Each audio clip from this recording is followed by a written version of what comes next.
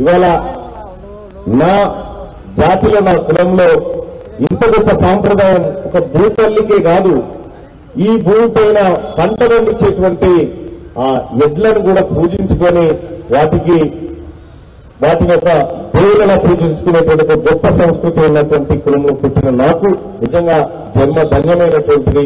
ఇది నిజంగా ఇక్కడికి వచ్చినటువంటి వాళ్ళందరూ కూడా ఈ పండుగ మళ్ళొచ్చేసారి కల్లా ఓ 10 రెట్లు ఎక్కువగా జరిగే విధంగా ఉంటే బాగుంటది. ఆ రోజు ప్రభుత్వ పక్షాన కూడా ఈ పండుగ కూడా గుర్తింపు రావాల్సినటువంటి అవసరం ఉన్నది. ఖచ్చితంగా ఆ దిశగా ప్రయత్నాలు అయితే చేయాలి. అయితే ఈ జాతిలో పుట్టినటువంటి అనేక మంది ఆనుమత్యాలు ఈ జాతిలో పుట్టినారు. ఆఫీసర్ల దగ్గర నుంచి, ఐఏఎస్ దగ్గర నుంచి, అటెండర్ దాకా, వార్డు మెంబర్ దగ్గర నుంచి కేంద్ర మంత్రుల దాకా అన్ని రకాలుగా ఎదుగుతా ఉన్నారు.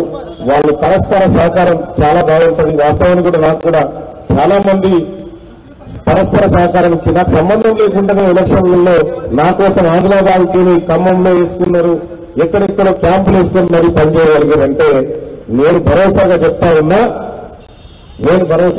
ఉన్నా రాబోయేటువంటి బీసీ ముఖ్యమంత్రుల్లో మున్నూరు కాపుల పాత్ర ఖచ్చితంగా ఉంటుందని చెప్పి తెలియజేస్తా ఉన్నా.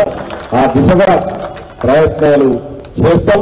ఎట్లయితే ఈ భూమిని రక్షిస్తూ, భూమిలో పంట పండిస్తూ ఈ దేశానికి అన్నం పెడతా ఉన్నామో, రాజకీయపరమైనటువంటి నిర్ణయాలు, రాజకీయపరమైనటువంటి పోరాటాల్లో కూడా మున్నూరు కాపుల పాత్ర అదే విధంగా ఉంటుందని చెప్పి తెలియజేసుకుంటూ ఇంత గొప్ప కార్యక్రమాన్ని ఏర్పాటు చేసినటువంటి వారికి ధన్యవాదాలు, కృతజ్ఞతలు తెలియజేసుకుంటూ మళ్ళొచ్చేసారి మాత్రం పంచగట్టుకొని వస్తా. అందరికీ శరణార్థులు. పెన్నుతో మీకు మంచి సోపతుందా? తెలంగాణ యాసలో ముచ్చట్లు రాయడం మీకు తెలుసా? మీలాంటోళ్ళని ఎత్తుకుతుంది మా క్యూ న్యూస్.